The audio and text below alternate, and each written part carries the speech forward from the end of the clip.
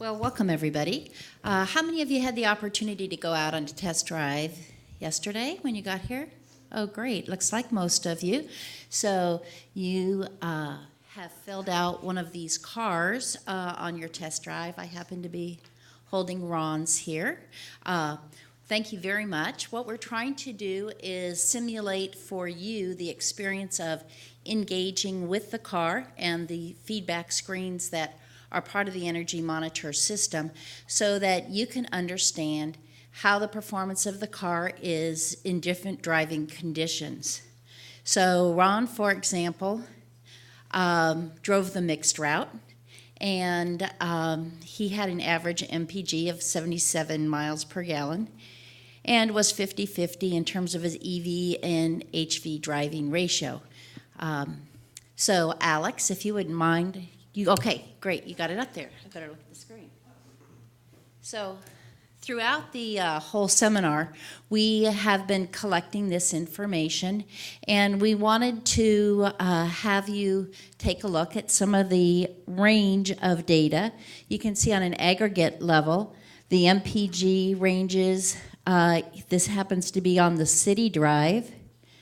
The distance of the trip, those are the actual vehicles down there, the duration of the trip of the different vehicles. This is the highway. You can see the min and the max and the average amount of EV ratio, and you can see it's different. And that's why, as JC was talking about, we'll be collecting data on driver's aggressiveness in addition to the vehicle data that's being collected from the car, and also the behavioral issues with the drivers and their interaction with the cars.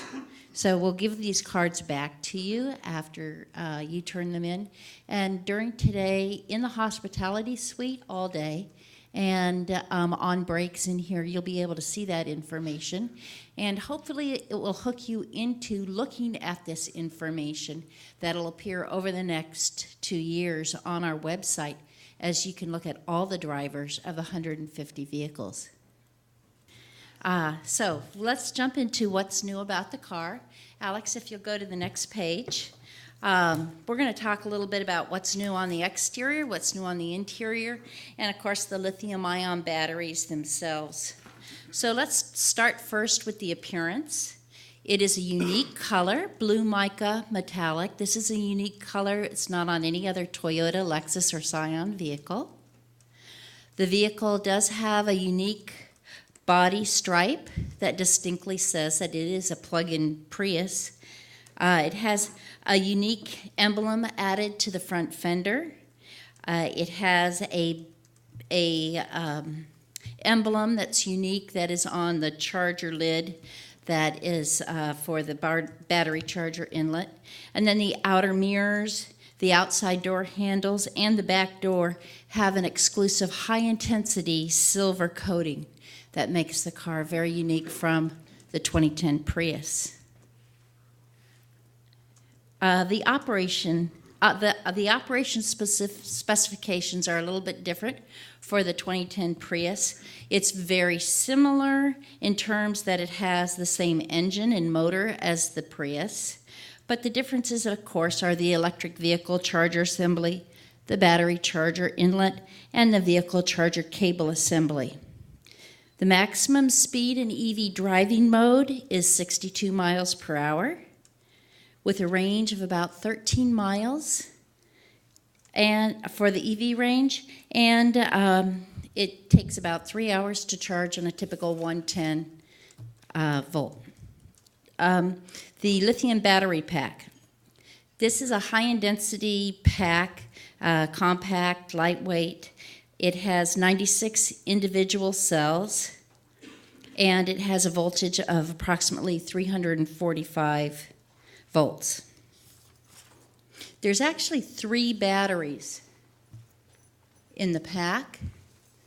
There's a main battery that supports the hybrid vehicle. Then there's sub-battery 1 and sub-battery 2. They're all lithium-ion batteries. and they work in tandem with each other. There is a series of relays so that the two sub-batteries can support the EV mode of your driving, while there's the hybrid mode is protected with the main portion of the battery. So during charging, the current flows from the charger inlet and the EV charger assembly to the charge relays, and then directly to the sub 1 and sub 2 junction blocks and the sub 1 and sub 2 hybrid batteries. However, for the main hybrid battery, it's different. The current must go through the inverter with the converter assembly before charging the main hybrid battery, and that protects the portion of the battery that is dedicated to the hybrid portion of your driving. So the Prius plug-in hybrid's larger hybrid battery assembly requires additional cooling. And so there are 3 battery cooling blowers that are set up in the battery system. If any of you were at the New York Auto Show or at the Detroit Auto Show, you might have seen our cutaways there of the batteries. Did any of you happen to see that? Yeah, I see some heads nodding.